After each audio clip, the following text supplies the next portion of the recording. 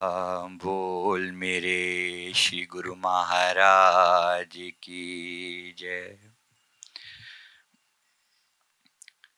मैं अपने गुरुदेव की वंदना के साथ सत्र की शुरुआत करूंगा। गुरुर्ब्रह्मा गुरुर्विष्णु गुरुदेवो महेश्वरः गुरु साक्षात् परम ब्रह्म तस्मै श्री गुरुवे नमः। तस्मै श्री गुरुवे नमः। अखंड आनंद बोधाय शिष्य संताप हारिणे सचिदानंद स्वरूपाय तस्मै श्री गुरुवे नमः। अखंड मंडलाकारं व्याप्तं येन चराचरं तत्पदं दर्शितं येन तस्मै श्री गुरुवे नमः। तस्मै श्री गुरुवे नमः। मैं अपने परम आराध्य श्री सद्गुरुदेव भगवान के परम पवित्र चरण कमलों में बारंबार दंडवत प्रणाम करके सर झुका के उनके आगे नतमस्तक होकर प्रार्थना करता हूं कि गुरुदेव आपकी कृपा से जो ये एक दिवसीय प्रोग्राम रखा गया है, आपकी कृपा से जन जन के भीतर जागृति लाने की जो प्रेरणा आपने दी है, इस मिशन को पूरा करने के लिए, इस अभियान को पूरा करने के लिए मैं आप ही के पावन चरणों से शुरुआत करता हूं और साथ ही मैं धन्यवाद अदा करता हूं जय हिंद सैनिक सेवा फाउंडेशन का, जिन्होंने इस प्रोग्राम को यहाँ पर ऑर्गेनाइज किया, और विशेष रूप से श्री पराग नवलकर सर जी, जिन्होंने सदा से ही हमारा इस कार्य में सहयोग दिया है, दे रहे हैं, और उनकी पूरी टीम, आप सभी का मैं हृदयपूर्वक धन्यवाद करता हूं। अन्य सभी लोग जिन मित्रों ने जाने या अनजाने में जो भी सहयोग दिया है, सभी के प्रति हृदय से आभार। अब हमारा जो आज का ये टॉपिक है, मेरे टॉपिक की शुरुआत हमेशा अपने आप पर विश्वास करने से होती है। आप में से अधिकतर लोग जो थोड़ा स्पिरिचुअलिटी से जुड़ जाते हैं, उनके मन में हमेशा ये बात समझाई जाती है कि परमात्मा पर भरोसा रखो, भगवान पर भरोसा रखो, भगवान सब ठीक करेंगे। मेरा थोड़ा सा यहां पर मानना अलग है। भगवान पर तो भरोसा रखना ही है, पर भरोसा अपने आप पर थोड़ा सा और ज्यादा रखना है। अपनी करनी पर, अपने कर्मों पर भरोसा थोड़ा और ज्यादा है। किसी ने लिखा है कि भरोसा अगर खुदा पर हो तो तकदीर में लिखा है वही पाओगे। भरोसा अगर खुदा पर हो तो जो तकदीर में लिखा है वही पाओगे, पर भरोसा अगर खुद पर हो तो खुदा वही लिखेगा जो तुम चाहोगे। भरोसा अगर खुद पर हो तो खुदा वही लिखेगा जो तुम चाहोगे। मेरी सारी थ्योरी, मेरे सद्गुरुदेव भगवान ने जो मुझे ताकत बख्शी है, जो मुझे विश्वास बख्शा है, जो प्यार बख्शा है, जो सेल्फ बिलीफ बख्शा है, जो उन्होंने दिया है, वही संदेश मैं आपको देने के लिए आया हूं। और इसमें मेन जो मेरी बात है वो है अपने आप पर भरोसा करना शुरू करना। हम में से बहुत सारे लोग, खास तौर पे जो, जैसे मैंने कहा, जो बहुत स्पिरिचुअल लोग हैं, वो इस बात पर अपना भरोसा बहुत ज्यादा बनाकर रखते हैं कि परमात्मा सब ठीक करेगा। परमात्मा के भरोसे बैठना उन लोगों के लिए अच्छा है जहां कुछ जीवन में कुछ ऐसा हो जिस पर आप कुछ कर नहीं सकते, तो वहां परमात्मा पर भरोसा बनता है। पर अगर हम कुछ कर सकते हैं तो फिर परमात्मा के बजाय, परमात्मा ने जो ताकत हमें दी है, हम उस ताकत पर भरोसा क्यों ना करें? मेरी बात क्लियर है, समझ में आ रही है? राइट? तो हम अपने आप पर भरोसा करने की बात यहां पर कर रहे हैं। गुरुदेव ने यही सिखाया है कि मैं खुद पर भरोसा करूं। सारे जीवन मेरा भी इसी प्रकार संघर्षों से निकला है और यही एक विश्वास दिल में पक्का किया है कि मैं अपने आप को इतना सशक्त बना पाऊं, अपने आप को इतना सशक्त, इतना कैपेबल बना पाऊं कि परमात्मा तक पहुंच पाना मेरे लिए सहज हो जाए, इतनी ऊंचाई पर चढ़ा जा सके जहां तक परमात्मा को अपने हृदय में उतारा जा सके, अपने आप को इतना काबिल बनाया जा सके जहां परमात्मा स्वयं हमारे हृदय में उतर आए। इस पर भरोसा है। तो जब लोग कहते हैं परमात्मा पर भरोसा रखो, तो एक बार पुनः फिर याद दिला रहा हूं कि भरोसा अपने आप पर रखेंगे तो कहीं ना कहीं हम भगवान पर भरोसा रखते हैं तो ऐसा ना हो कि भगवान हमारे ही भरोसे बैठे हो, पहले ये कुछ करेगा तो फिर हम कुछ करेंगे।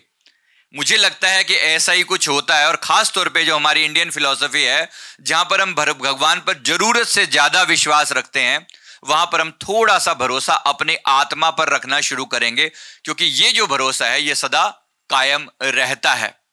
भगवान पर आप कभी अविश्वास कर भी सकते हैं, लेकिन अपने होने को आप कभी नहीं नकार सकते। मेरी बात क्लियर है? अपने होने को हम कभी नहीं नकार सकते। तो एक बार पुनः याद दिला रहा हूं ये वाला, अपनी आत्मा पर भरोसा और अपनी आत्मा को लगातार अपग्रेड करने की इच्छा, अपने आप को ऊंचा उठाने की इच्छा, यही इच्छा हमें एक दिन परमात्मा तक मिला देती है, परमात्मा तक पहुंचा देती है। खुद को मैं क्या चेंज करूं जिससे मेरे अंदर वो परिवर्तन आए कि परमात्मा मेरे भीतर उतर आए। मैं संत फरीद जी की वाणी के एक रेफरेंस दे रहा हूं, जहां पर वो कह रहे हैं, मानो परमात्मा उनसे बात कर रहा है और कह रहा है कि फरीदा आप संवारे मैं मिले और मैं मिले सुख होए। जैसे भगवान उनको कह रहे हैं कि तू अपने आप को संवार ले तो तुझे मैं मिल जाऊंगा, और मेरे मिल जाने से तुझे संसार के समस्त सुख अपने आप प्राप्त हो जाएंगे। तो बात शुरुआत हो रही है अपने आप को संवारने से। मैं अपने आप को क्या सुधार करूं? हम में से बहुत लोगों के मन में ये सवाल तो जरूर आता होगा कि ये मनुष्य का जीवन जो है किसी विशेष काम के लिए मिला है। ये बात सबके मन में आती है, हाँ या ना? आती है कि हम यहां पर एक विशेष मकसद लेकर आए हैं। कोई भी छोटी से छोटी चीज भी एक बिना मकसद के संसार में नहीं आती। राइट? ये क्लियर है सभी को? एक गाड़ी, बस, ट्रेन, प्लेन, जहां पर भी आप जाते हैं पहले पूछते हैं ना, पता तो होता है कि कहां जा रहा है ये प्लेन, ये ट्रेन कहां जा रही है, तभी आप उस पर बैठते हैं, क्योंकि आपको पता है कि आपका गंतव्य कहां है। राइट? इसी तरह से क्या आपको अपना गंतव्य पता है कि जीवन रूपी जो ट्रेन जा रही है, या इसको प्लेन कहें या जो भी कहें, ये किस दिशा में जा रहा है? जीवन के अंत में क्या मिलने वाला है? क्या मिलने वाला है जीवन के अंत में? आपको अपना लक्ष्य पता है? कितने लोगों को क्लियर है अपना लक्ष्य? कितने लोगों को अपना लक्ष्य क्लियर है? बहुत थोड़े से लोगों को यह बात समझ में आई है कि मेरे जीवन का लक्ष्य क्या है। थोड़ी समझने की जरूरत है, बहुत इंपॉर्टेंट है यह वाला पॉइंट। हमारे शास्त्रों में 4 मुख्य लक्ष्य कहे गए हैं: अर्थ, धर्म, काम और मोक्ष। पहला है अर्थ, पैसा कमाना। मुझे लगता है संसार में कोई भी ऐसा व्यक्ति नहीं होगा जिसके लिए पैसा इंपॉर्टेंट ना हो। सभी के लिए जरूरी है। Yes, everyone in need money. पैसे की जरूरत सभी को है, लेकिन अधिकतर लोग इसी पैसे को अपना सर्वोच्च गोल बना लेते हैं। सर्वोच्च गोल बना लेते हैं। पैसा एक लक्ष्य है, लेकिन एक हद तक वो लक्ष्य किसी और बड़े लक्ष्य की प्राप्ति के लिए है। तो जहां पर अर्थ, धर्म, काम और मोक्ष की बात आती है, तो जो दूसरा लक्ष्य है वो है धर्म। धर्म का मतलब मैं अपने फर्ज का निर्वाह कर पाऊं, जिस मकसद, जो संसार में जो मेरा फर्ज है, जो रिस्पॉन्सिबिलिटी है, मैं उसे पूरा कर पाऊं। अगर मैं पिता हूं तो एक पिता का फर्ज निभा पाऊं, अगर मैं एक मां हूं तो मां का फर्ज, बेटा हूं तो बेटे का फर्ज। इसी प्रकार से अगर आपका जो प्रोफेशन है, प्रोफेशन के हिसाब से अगर आप डॉक्टर हैं तो डॉक्टर का फर्ज, इंजीनियर है तो इंजीनियर का फर्ज, जो जिस फॉर्म में आप हैं उसी के हिसाब से अपने फर्ज को बेहतरीन तरीके से निभाना, यह है हमारा दूसरा धर्म। इसके बाद जो तीसरी बात आती है वो कामनाओं की पूर्ति। संसार की इच्छाएं हैं, सबके मन में अनेक तरह की डिजायर्स हैं, घूमना फिरना, सैर सपाटा, अनेक तरह की डिजायर्स हैं। आपके मन में भी अनेक इच्छाएं होंगी। अधिकतर लोग इन 3 बातों के पीछे जो है वो घूमते रहते हैं। चौथी बात की तरफ किसी का ध्यान विरले ही जाता होगा, जिसका नाम है मोक्ष। तो अर्थ, धर्म, काम और मोक्ष, वो चौथा क्या है? वो चौथा है मोक्ष की प्राप्ति, कि जीवन को इस तरीके से यापन किया जाए कि जीवन के अंत में हमें मोक्ष की प्राप्ति हो जाए। किसी को ख्याल है कि हमने कभी मुक्ति भी होनी है हमारी मरना है, ये पता है सभी को, पक्की बात है, ये सभी का पक्का है कि मरना है, हाँ या ना? या इसमें कोई डाउट है? पड़ोसियों का तो पक्का है कि ये तो मरेंगे, मेरा थोड़ा सोचना पड़ेगा, है ना? कहीं ना कहीं लगता है ना। यक्ष ने जो सवाल किया था, युधिष्ठिर ने बहुत बड़ी बात जो कही थी कि अगर इस संसार का सबसे बड़ा आश्चर्य क्या है कि सबको मरते हुए देखता है लेकिन अपने मरने पर विश्वास नहीं करता कि मुझे भी मरना है। तो मैं यहां पर एक बार याद दिलाने के लिए आया हूं, क्योंकि जैसे मृत्यु याद आती है तो लक्ष्य भी याद आता है। लोग जब वीडियोस देखते हैं बोलते हैं हर आपका दूसरा तीसरा वीडियो मृत्यु के आसपास घूम रहा होता है। क्यों मृत्यु के आसपास? इसलिए क्योंकि मृत्यु का सीधा संबंध लक्ष्य से है, गोल से है। अगर आपको मैं कहूं कि आपको यहां पर परमानेंट रहना है, आपको गोल की कोई चिंता होगी क्या? कोई चिंता नहीं, क्योंकि आपको परमानेंट यहीं रहना है। अगर मैं आपको परसों यहां से काम करके निकलना है आपको, तो क्या करोगे? सबसे पहले वो सोचो कि जिस काम के लिए मुझे भेजा गया था वो काम पूरा हुआ कि नहीं हुआ। क्योंकि जाते ही पहला सवाल आपसे यह किया जाएगा। जिस धर्मराज से लोग डरते हैं ना, समझ में आता है कभी ना कभी वो धर्मराज से सामना सामना होगा, कोई हिसाब किताब होगा। आमतौर पे लोग मानते नहीं है, पर मैंने देखा है, मैं बता रहा हूं, देखा है उस धर्मराज को, वही काले भैंसे पर सवार। कैसा लगेगा वैसे देखने पर? कैसा लगेगा? बात थोड़ा समझाने का प्रयास कर रहा हूं ताकि मन को कुछ चोट लगे और मन इस बात को समझने का प्रयास करे कि वो लक्ष्य, वो जो है, वो जीवन का गोल, वो बहुत जरूरी है समझना। क्योंकि वहां जाकर पहला ही सवाल किया जाएगा कि भाई साहब किस लिए भेजा गया था? काम पूरा किया? काम पूरा किया? जिस काम के लिए आपको भेजा गया था वो काम क्या है? ज्यादातर लोगों को वो काम समझ में नहीं आता। क्यों आए हैं यहां पर? एक बात को अच्छे से समझ लें। पहली चीज जो हम यहां पर धरती पर करने के लिए आए वो है अपनी कैपेबिलिटी को एक्सप्लोर करना, अपनी काबिलियत को जानना। जब तक आप कोई काम करेंगे नहीं तब तक आप अपनी काबिलियत को कैसे जान पाएंगे? मेरी बात समझ में आती है? फॉर एग्जाम्पल, अगर आप एक टीचर हैं, आपके मन में टीचिंग का भाव है, दूसरों को आप पढ़ाने की इच्छा मन में रखते हैं, लेकिन अगर पढ़ाएंगे नहीं तो सारी बात सिर्फ मन में रह जाएगी। वो पावर, वो कैपेबिलिटी, वो ताकत जो आपके अंदर थी वो कभी खुल नहीं पाएगी। तो ये पहला समझिए, जो गुण आप लेकर आए हैं उन गुणों को काम करना, उन गुणों पर काम करके उन्हें निखारने का प्रयास करना, ये हमारा पहला लक्ष्य है। ये बात समझ में आ रही है? कितने लोगों ने अपने गुणों को निखारने पर काम किया है? How many of you? कितने लोगों ने अपने गुणों को निखारने पर काम किया है? अपने गुणों को, अपनी कैपेबिलिटी को निखारने पर काम किया है? हाँ जी, किया है? नहीं, सब पड़ोसी वड़ोसियों का मुंह मत देखो। लोगों को लग रहा है कि देखें ये हाथ खड़ा करते हैं कि नहीं करते। आप बताओ अपना, आपने अपने आप पर काम किया है? यस, हाँ जी सर, काम किया है। अपने गुण जानते हैं, आप जानते हैं। अपने ऊपर एक ऑटोबायोग्राफी लिख सकते हैं, अपने खुद के ऊपर एक किताब लिख सकते हैं, हाँ या ना? यकीन मानिए वो किताब भागवत गीता से ज्यादा इंपॉर्टेंट होने वाली है जो आप अपने ऊपर लिखने वाले हो। यह बात समझ में आ रही है?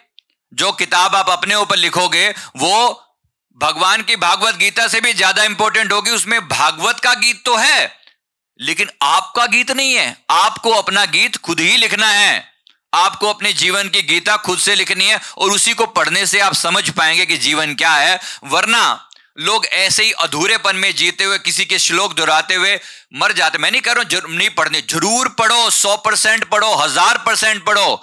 श्रीमद् भागवत गीता वो पवित्र ग्रंथ है जिससे आत्मा को जागृति आती है, लेकिन उसको पढ़ने के बाद अपनी भागवत गीता भी लिखने का प्रयास करो।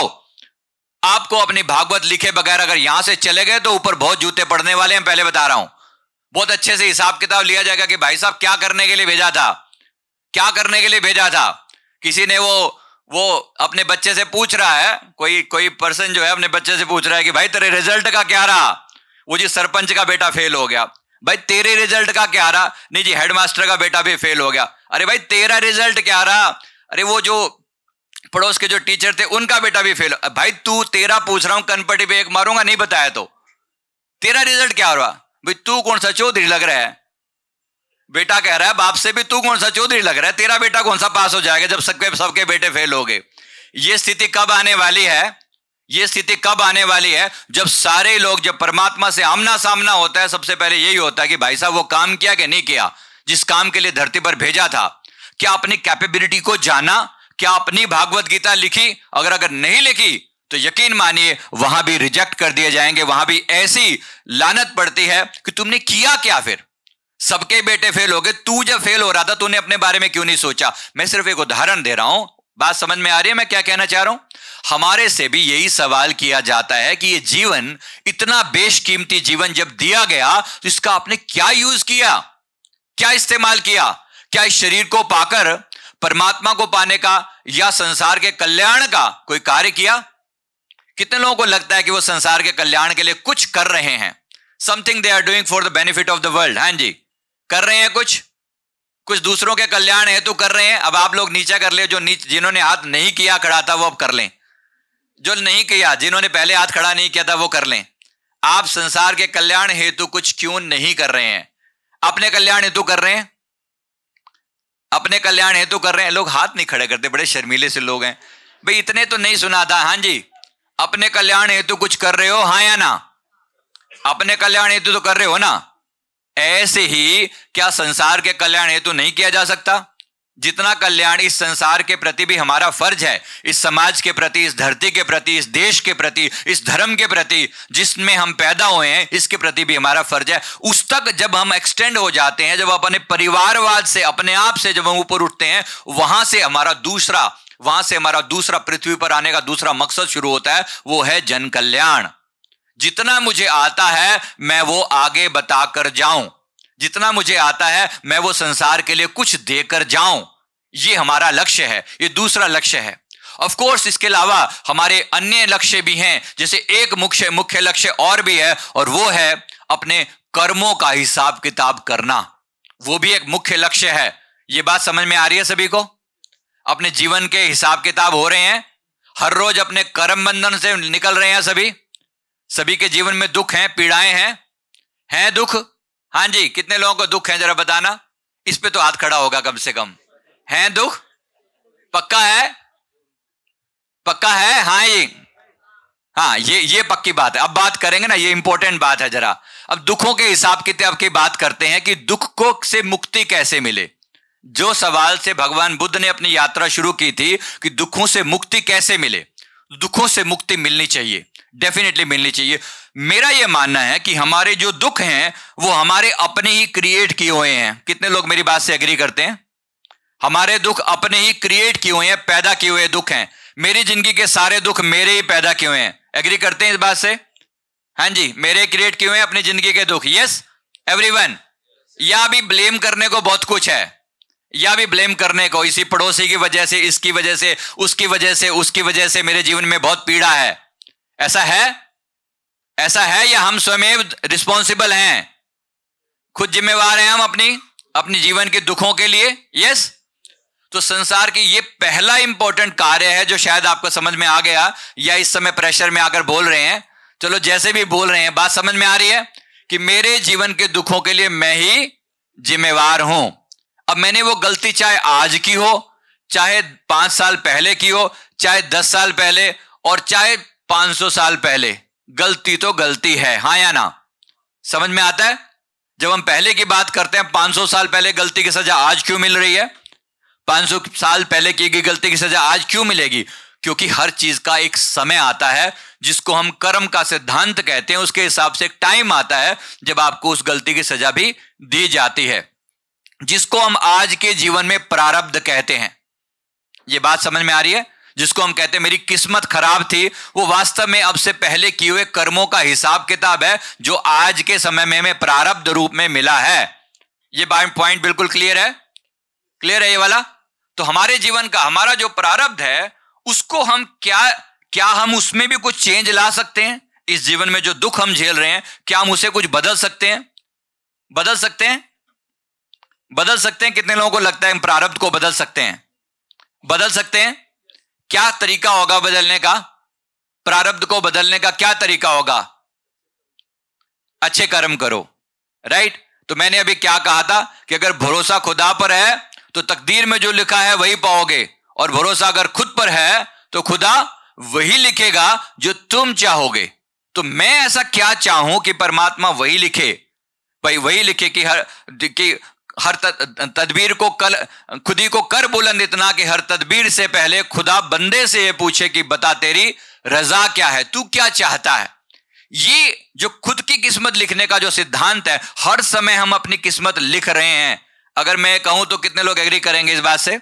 हर समय हम अपनी किस्मत लिख रहे हैं, हाँ या ना? एग्री करते हैं? लिख रहे हैं आप अपनी किस्मत को? हम भी लिख रहे हैं। हमारे मन में चलने वाले जो विचार हैं ये अंततः हमारी किस्मत बन जाते हैं। कैसे बन जाते हैं? विचारों से पहले बनती आदतें। विचारों को अगर लगातार दोहराते चले जाओ तो उससे बनती है आदत। उन आदतों को भी लगातार बनाए चले जाओ तो उससे बनते हैं संस्कार।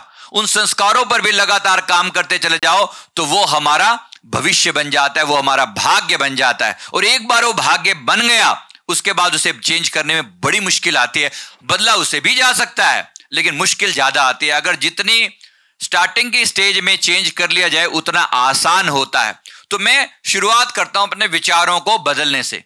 पहला विचार मैं कैसे बदलूं? उदाहरण के लिए हम में से बहुत लोग बहुत सारे नेगेटिव विचारों को अपने मन में लेकर घूम रहे हैं, जिसमें से शायद आपको पता भी ना हो कि आपके ये नेगेटिव विचार आपके जीवन को खोखला किए जा रहे हैं।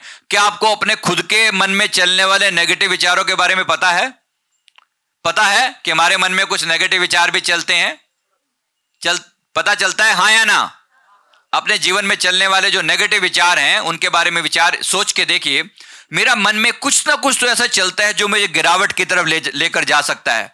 ये जो मन है यही मनुष्य का सबसे बड़ा शत्रु और यही मनुष्य का सबसे बड़ा मित्र है। मन एव मनुष्याणाम कारणम बंधन मोक्षयो। ये जो मुक्ति का जो कारण है वो भी यहीं से निकलेगा और बंधन का कारण है वो भी यहीं से निकलेगा। तो बंधन का कारण क्या है? मेरे द्वारा सोचे हुए वो विचार जिन्होंने मुझे बांध दिया। उदाहरण के लिए पैसे के बारे में सबका इंटरेस्ट होता है, तो पैसे से शुरुआत करते हैं। आप उतना पैसा कमा पा रहे हैं जितना आपको कमाना चाहिए? क्या आप उतना पैसा कमा पा रहे हैं जितना आपको अपनी मर्जी से कमा? मैं पूछूंगा नहीं कितना कमा रहे हैं, उसकी चिंता मत करो। इनकम टैक्स वाले बैठे होंगे यहां पर, उसकी चिंता मत करो। मैं सिर्फ इतना पूछ रहा हूं, क्या आप उतना कमा रहे हैं जितना आपके हिसाब से आपको कमाना चाहिए? कमा रहे हैं? अच्छा, आप लोग नीचे कर ले उल्टा, बाकी लोग खड़ा करें, जो अपना हाथ वो खड़ा करें जो ये कहें कि मैं उतना नहीं कमा पा रहा हूं जितना मुझे कमाना चाहिए। मैं उतना नहीं कमा पा रहा हूं जितना मुझे कमाना चाहिए। देखो कितने सारे लोग हैं जो उतना नहीं कमा पा रहे जितना उन्हें कमाना चाहिए। कमी कहां पर है? हमारे मन में चलने वाले कुछ ऐसे नेगेटिव थॉट जो हमें वहां तक नहीं पहुंचने दे रहे। उदाहरण के लिए मेरे मन में एक विचार हो सकता है कि मान लो मैं 50,000 रुपए महीना कमाता हूं, तो मेरी मन की सुई वहीं अटकी हुई है कि मैं तो 50,000 रुपए महीना कमा सकता हूं, इससे ज्यादा कमाना मेरे बस में नहीं है। अगर मैंने इस विचार को अपने मन में बिठा लिया तो यकीन मानिए आपकी सुई 50 के आसपास ही घूमती रहेगी। जिंदगी में जितने भी काम करेंगे इससे ऊपर आपकी सुई नहीं जाने वाली। ये 50 से 5 लाख पर महीने कमाने का अगर सफर तय करना हो तो उसके लिए क्या करना पड़ेगा? क्या करना पड़ेगा? क्या करना पड़ेगा? सबसे पहले अपने विचार चेंज करने हैं। ये जो विचार का जो दिमाग में ये विचार है ना, जो इसने 50,000 की लिमिट किसने लगाई? आपके मन ने। इस मन को मैंने 50 से 5 लाख कर दिया। क्या ये मन बात मान लेगा 1 मिनट में? मैं कहूं कि मैं 5 लाख रुपए हर महीने कमाने की हिम्मत रखता हूं, कितने लोगों का मन इस बात को मान लेगा? नहीं, ये इनकम टैक्स वाला क्वेश्चन हो जाएगा। नहीं रहने दीजिए, मैं ये नहीं पूछ रहा हूं। चलो, आप जितना कमा रहे हैं उससे 3 गुना कमाने की अगर मन में इच्छा डाली जाए, how many of you will agree with that? 3 गुना हम कमा सकते हैं? जितना आप आज कमा रहे हैं साल भर में 3 गुना पहुंच सकते हैं? पहुंच सकते हैं। रुकावट कहां पर है? इसी मन को मनाने में कि मैं इससे 3 गुना ज्यादा कमा सकता हूं। रुकावट सिर्फ यहां पर है। इसके अलावा अन्य सोच को भी देखो। मान लीजिए आप बीमार हैं, आपकी बीमारी में चलो जो भी शारीरिक स्थिति है आपकी वो अपनी जगह पर, लेकिन मेरा यह मानना है हमारे मन का उसमें बहुत गहरा रोल है। जैसे उदाहरण के लिए जब आप एक पर्टिकुलर चीज को बार बार दोहराते हो, मैं बीमार हूं, मैं बीमार हूं, मैं बीमार हूं, जब आप ये बात अपने मन में रिपीट करते हो, शरीर से बीमार होने से पहले आप मन से बीमार हो चुके होते हैं। बाद में शरीर बीमार होता है लेकिन पहले मन बीमार हो चुका होता है। आप देखोगे मन सबसे ज्यादा डिस्टर्ब करता है, मन सबसे ज्यादा परेशान करता है। तो पहली जो शुरुआत होती है वो मन की शक्ति से होती है कि मैं मन को कैसे बदलूं। इसी का नाम है माइंड पावर। अगर मैं इस मन को सुधार सकूं, इसको बोलते हैं आत्म संवाद, अफर्मेशन। अगर मैं खुद को ऐसे अफर्मेशन दे सकूं जिसके द्वारा मैं अपने मन की कंडीशन सुधार लूं, तो क्या लगता है बाहर की स्थिति भी सुधर सकती है। डेफिनेटली सुधर सकती है। बात समझ में आ रही है? समझ में आ रही है? तो मैंने अपने मन के अंदर पहले अपनी लिमिटेशन चेक करके देखूं कि आपके मेरे मन में क्या कमी है जो मैं वो नहीं पा सक रहा जो मुझे पाना चाहिए। अब एक एक बंदे के मन की जो अवस्था है सब समझ में आती है। आप ये मत समझिए पता नहीं लगता। आपकी जो लिमिटेशंस है, जरा एक बार अपने मन पे दृष्टि डालकर देखिए। कोई चीज आपको जीवन में क्यों नहीं मिली? क्योंकि आपने कहीं ना कहीं अपने आप को रोक के रखा हुआ है उस चीज को पाने के लिए। कहीं ना कहीं एक रुकावट है मन के अंदर, रोक है जो उस चीज तक नहीं पहुंचने दे रही है।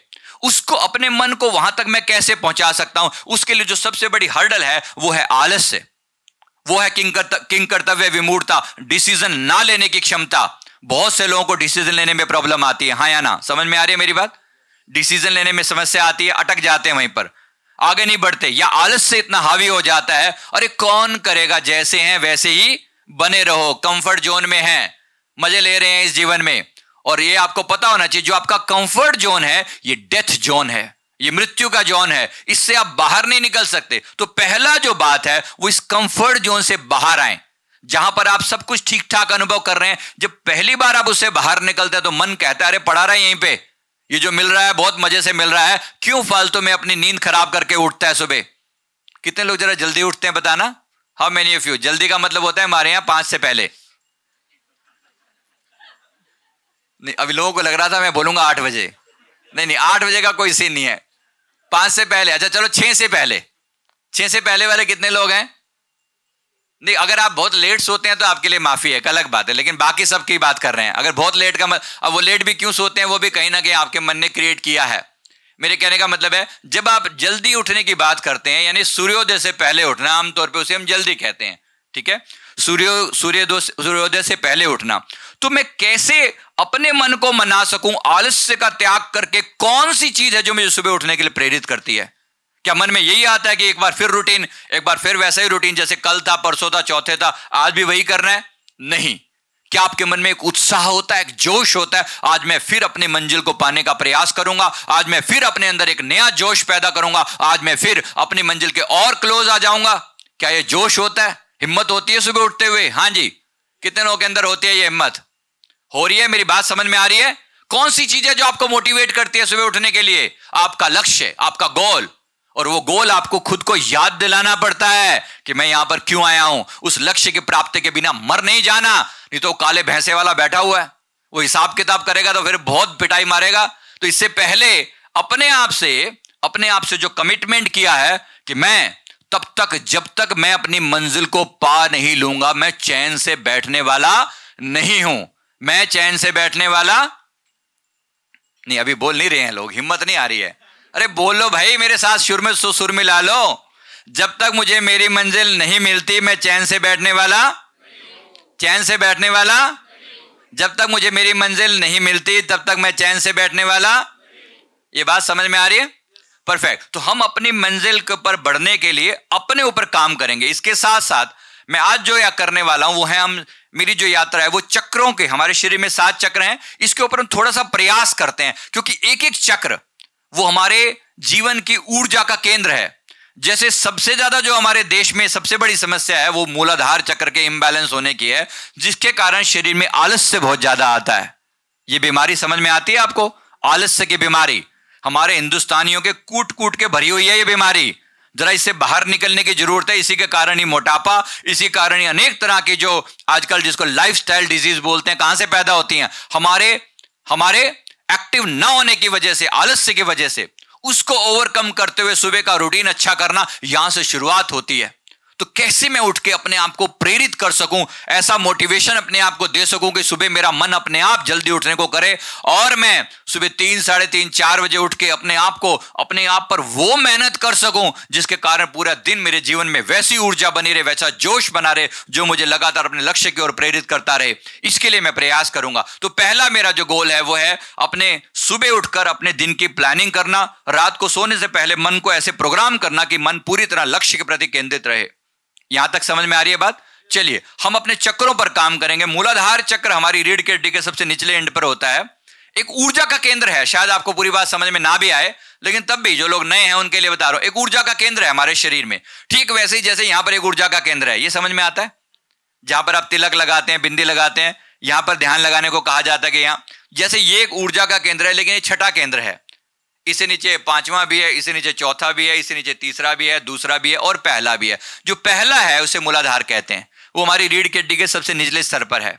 वहां हमारा आलस्य अटका है, भय अटका है। अनेक लोगों को फ्यूचर में होने वाली बीमारियों के का डर रहता है, हाँ या ना? फ्यूचर में कोई मेरा साथ नहीं देगा, कोई ट्रस्ट के लायक है या नहीं है, कोई धोखा तो नहीं दे जाएगा। ये है बीमारियां अपने अंदर, मन में डर है, ऐसे समझ में आ रहा है? ये डर आपको कहीं आगे नहीं बढ़ने देते। बीमारियों का डर, अपने साथ नहीं देंगे इस बात का डर, फाइनेंशियल स्टेटस खराब हो जाएगा इस बात का डर, ये आपको आगे नहीं बढ़ने देते। ये आपका मूलाधार चक्र है। मैं आपको कहूं केवल 5 मिनट की डेली की एक्सरसाइज आपको इस मूलाधार से बाहर निकाल सकती है, तो कैसा रहेगा? समझ में आ रही है बात? सिर्फ 5 मिनट की एक डेली एक्सरसाइज आपको इस मूलाधार से बाहर निकाल सकती है। मूलबंध लगाने का पता है आपको? मूलबंध लगाने का पता है? मूलबंध लगाकर लम बीज मंत्र होता है, मेरे कहने से चैंट करके देखना। ये लम बीज मंत्र क्या होता है? लम बोलते हैं, LAM इंग्लिश में लिखेंगे तो ल के ऊपर बिंदी है, इसके पीछे एक्चुअली ओम का ही रूपांतरण है।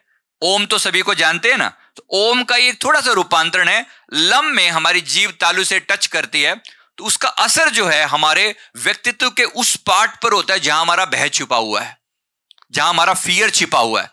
अब इस फियर से उठे बगैर कभी आप अपनी मुक्ति की तरफ नहीं बढ़ सकते, कभी अपनी चेतना के उच्चतम लेवल पर नहीं जा सकते, अगर हम इस फियर को ओवरकम नहीं कर पाते तो। इसके लिए मैं क्या करूं? इसके लिए मैं इस बीज मंत्र की चैंटिंग करता हूं। वेरी सिंपल, मैंने थोड़ा सा ध्यान दिया अपने रीढ़ की हड्डी के सबसे निचले पॉइंट पर, और वहां फील करते हुए लम इस प्रकार से चैंट किया। आपको लगा इससे क्या हो जाएगा? बहुत कुछ हो जाएगा। जीभ जैसे तालु को टच करती है, वहां एक एक्यूप्रेशर पॉइंट है जिसका सीधा संबंध आपके रूट चक्र से है। समझ में आ रहा है? जरा बोल के देखना, लम। ये जो लम में ल जीभ टच करती है ऊपर, ये समझ में आ रहा है? लम लम लम लम, ये आपके रूट चक्र पे सीधा प्रभाव डालती है। अनेक तरह की बीमारियां और भय वहां समाप्त हो जाएगा। कैसा रहेगा अगर ऐसा हो गया तो? क्योंकि जिसने अपने भय को नहीं ओवरकम किया, वो कभी संसार के किसी भी दुख को ओवरकम नहीं कर सकता। हर चीज से पहले डर के आगे ही जीत है। तो पहली जो समस्या है वो डर है, और वो रूट चक्र से है। उसके बाद स्वादिष्ठान चक्र होता है, नाभि से 3 इंच नीचे, जेनिटल्स के पीछे होता है। क्षमा चाहता हूं, इसके लिए कोई बुरा ना समझे, सिर्फ बात को समझाने मात्र के लिए कि वो स्थान जो है हमारे मन में, हम सिर्फ एक कामुकता की तरफ की बात करते हैं। मैं सिर्फ इतनी सी बात कह रहा हूं, उस शक्ति को, उस ऊर्जा को कन्वर्ट किया जा सकता है, हाँ या ना? इतनी सी बात में यकीन करते हैं? उस ऊर्जा को कन्वर्ट किया जाना चाहिए, कन्वर्ट किया जाना चाहिए। जीवन जो है केवल संसार में इसी प्रकार इन्हीं चीजों के लिए नहीं मिला, जीवन और ऊंचाइयों के लिए मिला है, तो उससे भी ऊपर उठ पाए। यहां तक समझ में आ रहा है? क्षमा चाहता हूं, यही वो कारण है जिसकी वजह से लोग नशे का शिकार होते हैं। यही वो कारण है जिसके कारण लोग गिरावट की तरफ जाते हैं, चेतना पतन की ओर जाती है। इससे थोड़ा ऊपर उठना जरूरी है। इशारों में ही बात कही जाएगी, इससे ज्यादा कहना संभव नहीं है। आप लोग खुद समझदार हैं। इसका भी तोड़ है। जब हम मूलबंध लगाकर अपनी ऊर्जा को नीचे से ऊपर उठाते हैं, तो ये जो चेतना है वो वहां से ऊपर उठती हुई ऊपर की ओर गति करना शुरू करती है। इसको बोलते हैं कुंडलिनी जागरण। अभी के लिए मैं इतनी बड़ी काम नहीं करूंगा, और आप इसको लेकर डरेंगे भी नहीं कि मैं बहुत बड़ी बात कह रहा हूं। मैं भी सिर्फ इतना ही कह रहा हूं कि चेतना नीचे से ऊपर उठनी शुरू हो जाए। जो ऊर्जा नीचे जा रही थी वो ऊपर भी जा सकती है। यहां तक समझ में आ रही है बात? कुछ समझ में आ रहा है? इसका जो नेक्स्ट लेवल है, उसके बाद जो नेक्स्ट चक्र होता है वो नाभि से 2 इंच ऊपर होता है, जिसे मणिपुर चक्र कहते हैं। अब जिसका ये चक्र कमजोर होगा, उसमें कॉन्फिडेंस की कमी होगी। और मैं यहां पर देख रहा हूं कि यहां पर 80% लोगों का ये जो मणिपुर चक्र है कमजोर है। ये बात समझ में आ रही है? लोग बोल नहीं पा रहे हैं, अपनी बात को समझ नहीं पा रहे हैं। कॉन्फिडेंस की कमी, विल पावर की कमी। आप संकल्प लोगे, संकल्प ही पूरा नहीं होगा। दूसरों को दिखाओगे कि हाँ मैं बहुत मजबूत हूं, बहुत ताकतवर हूं, लेकिन अगर यहां दम नहीं है, आपके अंदर वो हिम्मत नहीं है, तो आप वो काम नहीं कर सकते जिसको करने के लिए जो हिम्मत चाहिए, जो ताकत चाहिए। आप खुद अपनी बात पर टिके नहीं रहेंगे अगर आपकी विल पावर, आपका मणिपुर चक्र स्ट्रांग नहीं होगा। ये बात समझ में आ रही है? समझ में आ रही है ये वाली बात? अलग अलग चक्रों को, इसका अर्थ केवल इतना सा है कि अपने अंदर मैं इन ऊर्जा को एक्टिवेट कर पाऊं। मेरी चेतना के अलग अलग आयाम है। यहां जो है ये है कॉन्फिडेंस का चक्र, ये है विल पावर का चक्र, ये आपके मणिपुर, आपके मान सम्मान का चक्र है। अगर मैं कहूं कि आपको मान सम्मान चाहिए, पैसा चाहिए, तो मणिपुर चक्र को जरूर जागृत करो। ये बात जमती है? जमती है सभी को? तो मणिपुर चक्र को जागृत करने से पैसा मिलेगा। बाबा रामदेव ने कपाल भाती के बारे में सबको बताया ना। तो कपाल भाती करने से पेट कम होता है, पेट की बीमारियां ठीक होती हैं, डाइजेस्टिव सिस्टम अच्छा होता है, यहां तक तो पता है। अगर मैं कहूं कि कपालभाति करने से ही आपका मणिपुर चक्र भी एक्टिवेट होता है, तो कैसा रहेगा? अगर मैं कहूं कि कपालभाति करने से डेली के 1000 रुपए मिलते हैं, तो कैसा लगेगा? एक कपालभाति करने से 1000 रुपए, तो फिर कैसा रहेगा? फिर समझ में आता है? तो 300 स्ट्रोक कपालभाति के डेली कर सकते हैं, कोई बहुत बड़ी बात नहीं है। 300 बार कपालभाति करते हैं, कोई ज्यादा 5-6 मिनट से ज्यादा नहीं लगता, शायद उससे भी कम लगे। समझ में आ रहा है? तो इसको एक जीवन में इसको शामिल कर लीजिए। आप कहेंगे इतनी सारी बातें याद कैसे रहेंगी? 7 चक्रा के ऊपर एक बुक लिखी हुई है, पीछे विस्तार से पढ़िए। अगर कभी मन में लगे कि मेरे को याद नहीं रहेगा, तो वो बुक बाद में पढ़ लेना। माइंड पावर की सारी बातें जो बताई हैं वो भी बुक की फॉर्म में लिखी हैं, ताकि याद रह सके। चलिए अब हम क्या करते हैं, ये चौथा जो चक्र है वो है हमारे इमोशंस का, भावनाओं का चक्र। इस पर अगर मैं थोड़ा सा भी काम करूं तो ये चक्र एक्टिवेट होना शुरू हो जाता है। इससे हमारे इमोशन कंट्रोल में आने शुरू हो जाते हैं। इमोशन कंट्रोल में आते ही हमारा जो मन का जो लेवल है वो बदलना शुरू हो जाता है। जो ब्लेम गेम है खत्म हो जाता है। हम दूसरों को जल्दी माफ कर सकते हैं और जीवन में आगे बढ़ने की प्रेरणा मिलती रहती है। ये आपका हृदय चक्र है। अगर आपका ये चक्र सही एक्टिवेट हो जाए तो ये चक्र आपको सेवा की तरफ ले जाता है, और अगर ना एक्टिवेट हो तो ये आपके जीवन में बहुत पीड़ा पैदा करता है, ये आपके जीवन में बहुत दुख पैदा करता है। इसको मैं ठीक करने का प्रयास जरूर करूंगा। इसका बीज मंत्र है यम, YAM। ये समझ में आता है? YAM, यम। तो नीचे से ऊपर की यात्रा करेंगे। लम पहला, दूसरा जो बीज मंत्र है वम, तीसरा जो है मणिपुर का बीज मंत्र वो है रम, RAM, और चौथा जो है यहां पर उसका बीज मंत्र है यम, YAM। ठीक है, यहां तक पहुंचते पहुंचते आपके जीवन का वो मुख्य पार्ट कवर हो जाएगा। इसके ऊपर आता है आपका थ्रॉट चक्र, जिसमें आपके आते हैं कम्युनिकेशन स्किल्स। कम्युनिकेशन स्किल का मतलब है जो मेरे मन में भाव है मैं उसे शब्दों में बोल भी पाऊं। कितने लोगों को लगता है कि आप बोल पाते हैं वो सब जो आपके दिल में है? जो आपके दिल में है वो जुबान पर आ सकता है आसानी से। बाकी लोग अपने शब्द नहीं दे पाते। ये बहुत बड़ी कमी है, इसे सुधारने की जरूरत है। जरूरत है, हाँ या ना? अगर चाहिए तो आप हमारा साथ देंगे आज? जो कहा जाएगा करेंगे? चलिए हम शुरू करते हैं। ये सारे वो प्रयास होंगे जो मेरे अंदर, जो आपके अंदर चेंज लेकर आएंगे। मेरा डर समाप्त हो जाए, मेरे कम्युनिकेशन स्किल्स अच्छे हो जाएं, मेरा कॉन्फिडेंस बढ़ जाए, मेरी विल पावर बढ़ जाए। अगर मैं सुधर गया तो परमात्मा मेरे अंदर आ ही जाएगा। मैं परमात्मा की टेंशन लेने की जरूरत नहीं है, वो तो बैठे हैं तैयार हैं आने के लिए, हम ही तैयार नहीं है। तो मेरा पहला प्रयास ये है कि मैं अपनी चेतना को ऊपर उठाकर परमात्मा की तरफ हाथ बढ़ा सकूं, और बाकी का हाथ वो भी थाम ले। वो भी अकेला ऐसा पिता नहीं है कि वो उसे समझ में नहीं आती। मेरा अगर हाथ 1 कदम बढ़ेगा तो उसका हाथ भी 10 कदम जरूर बढ़ेगा, और वो मेरी तरफ आकर मुझे उठाने के लिए पूरी तरह तैयार है। उसी का नाम है, यही आत्मा का परमात्मा से मिलन। तो पहले मुझे अपने अंदर चेंज लाना पड़ता है, फिर परमात्मा मुझे उस प्यार से उस चीज को अपना सकता है। तो मैं शुरुआत करूंगा अपने ही मन के सुधारने से। तैयार हैं इसके लिए? चलिए शुरू करते हैं हम इस यात्रा को। परफेक्ट। अब ये लाइट वाइट थोड़ी बंद कर देंगे, हम इस बात को यहां समाप्त करते हैं।